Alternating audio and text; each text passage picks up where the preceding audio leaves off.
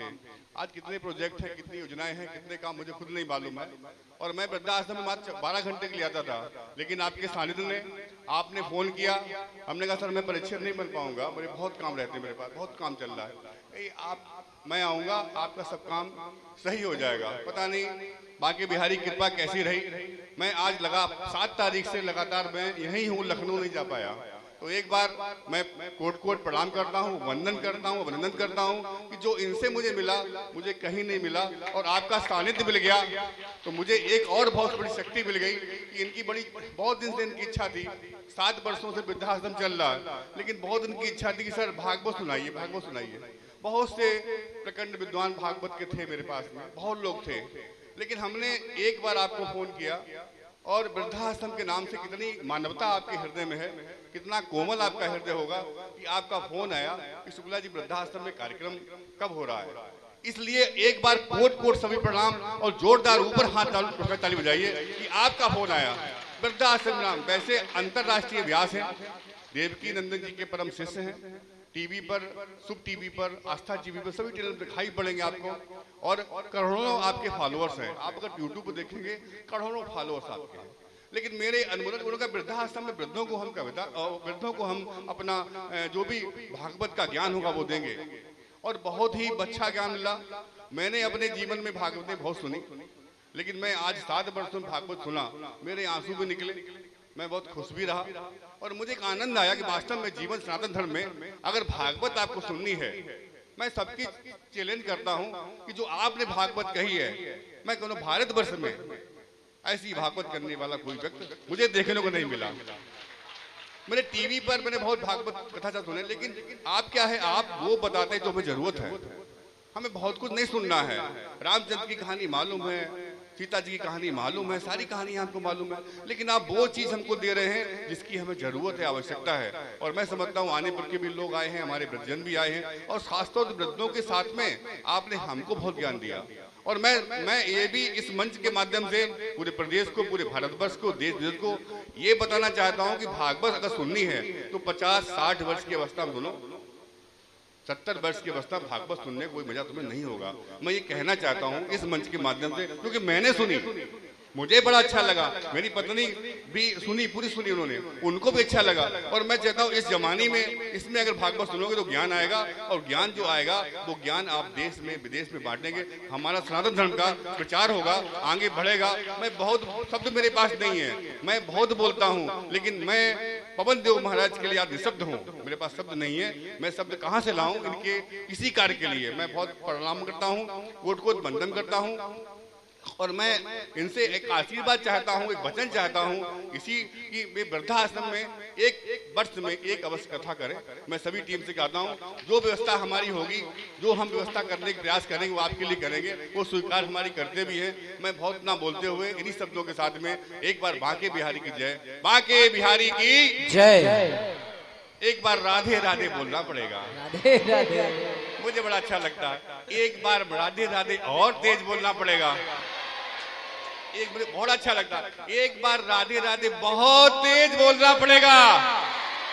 ये शब्द मेरे दिल में हमेशा रहेंगे, आप जहां जाएंगे ये शब्द मैं भूल नहीं पाऊंगा, ये शब्द मैं नहीं भूल पाऊंगा। और बहुत बहुत वंदन, कोट प्रणाम, मेरी पूरी टीम को प्रणाम, मेरे कर्मचारियों को प्रणाम, मेरे नवाड से आए हैं, मेरे श्रीवास्तव जी वरिष्ठ पत्रकार आए, नौसे खान गाजी आए हुए हैं जो हर धर्म को मानते हैं, मैं उनको भी प्रणाम करता हूँ। अज्ञात जी राष्ट्रीय कवि, उनको प्रणाम करता हूँ। राम विलास जी हमारे परम मित्र आए हुए हैं फरकाबाद से, मैं प्रणाम। मैं समाज कल्याण से लोग आए हुए हैं, हमारी बहनें आई हुई, हमारे भाई आए हुए हैं, हमारे समस्त लोग आए गए, उनको समस्त कोट प्रणाम को, खासतौर से आने पर वालों को भी मैं प्रणाम करता हूँ, वंदन करता हूँ, अभिनंदन करता हूँ कि उन्होंने हमारी सुनकर के आनंद लिया। और आप लोग यहाँ प्रसाद जरूर लेके जाएं। मैं अपनी वाणी को बढ़ाम देता हूँ, बाकी सारी वाणी आपकी होगी। मैं क्षमा चाहता हूँ कि इस मंच के माध्यम मैंने बीच में आपका विरोध किया है, मैं इसके लिए क्षमा चाहता हूँ। धन्यवाद। जय हिंद, जय भारत, जय माता दी। बहुत बहुत आभार, अभिनंदन संस्था के सचिव आदरणीय राज्यवर्धन शुक्ला जी, उनका पूरा परिवार, जितनी तन्मयता, जितने प्रेम, जितने भाव से पहली बार कथा करते हुए अनभिज्ञता में भी बड़ी अच्छी व्यवस्था आपने दी, बड़ा आनंद आया। और बिहारी जी का ये प्रेम आपके हृदय में बढ़े और बढ़े। और यदि प्रेम और बिहारी जी न चाहते तो संकल्प कहाँ ये मन में आता है कि हर वर्ष मैं कथा सुनाऊंगा अपने वृद्ध जनों को। इस आश्रम में, वृद्धाश्रम में कथा होगी, एक बार कथा नहीं हो पाती, जीवन बीत जाता है लोगों का। यहाँ संकल्प लिया कि हर वर्ष कथा होगी। किसके लिए? बोले आप लोगों के लिए। सीढ़ी चढ़ना हुआ, 4 लोग के कंधे पे बैठ गए, बेचारे पैसा दे के 4 लोग तुमको ढोके ले जा रहे हैं। वो भी मन में गाली दे रहे, राम इतना वजन है, बताओ कैसे उठाओ। वो अलग गाली दे रहे, भला बुरा कह रहे हैं। हमेशा भक्ति युवान अवस्था में की जाती है। नाचना हो, चढ़ना हो, उतरना हो, प्रेम करना हो, जो भाव करना हो वो युवान अवस्था में करना चाहिए, बुढ़ापे में नहीं। आपका बचपन, आपकी जवानी सुधर गई तो बुढ़ापा अपने आप प्रेम में, आनंद में गुजर जाएगा। इसलिए भक्ति कम उम्र में ही करिए और आनंद लीजिए। आप सबके मन में ये भाव, ये प्रेम, ये बिहारी जी के लगन ऐसे लगी रहे। अगले वर्ष पुनः हमारे सचिव जी के जन्मोत्सव पर हम लोग फिर भागवत की गंगा को लेकर के आपके बीच में आएंगे और पुनः सुनाएंगे, आनंद लेंगे। मेरा आशीर्वाद, मेरा प्रेम, मेरा ये भाव, व्यासपीठ का आशीर्वाद हमारे जितने भी यहाँ लोग हैं सबके ऊपर बना रहे। और जब भी मैं औरैया से गुजर के जाऊंगा या लखनऊ होके जाऊंगा तो मैं आपके शुक्ला जी से मिलता हुआ और आश्रम पे जितने हमारे बुजुर्ग माता पिता रहते हैं इनसे मिलता हुआ जाऊंगा, ये मैं वचन देता हूँ। यहाँ से जब भी मेरी गाड़ी गुजरेगी तो मैं चाहे 10 मिनट ही यहाँ आऊँ, लेकिन मैं आते हुए आऊंगा। तो इतना प्रेम, इतना आनंद मिला। जितने भी स्टाफ में हमारे भैया नरेंद्र जी, हिमांशु भैया और जितने भी लगे हुए हैं, सब एक दूसरे में दिन रात कम सोकर, जाग कर, देर से घर जाकर, फिर जल्दी आकर मीडिया के माध्यम से, मोबाइल के माध्यम से अपने सेवा के गाड़ी लेकर के जाना आना, रोज लाना पहुंचाना, ये बहुत सुचारू रूप से आपने किया और मैं आपका आभारी रहूंगा। और मैं आशीर्वाद दूंगा आप सबको, आप अपने जीवन में दिन रात उन्नति करते रहें, प्रगति करते रहें और इस संस्थान की सेवा बिल्कुल ईमानदारी, निस्वार्थ भाव से करते रहें। भगवान आपका हर काम बनाएगा।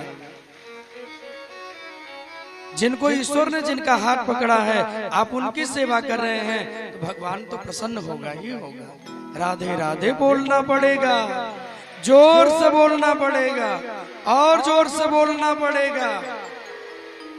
आप लोगों को आनंद आया कि नहीं 7 दिन में? किस किस को आनंद आया? तो अगली बार जब हम आएंगे तो पहले ही दिन से कौन कौन आएगा?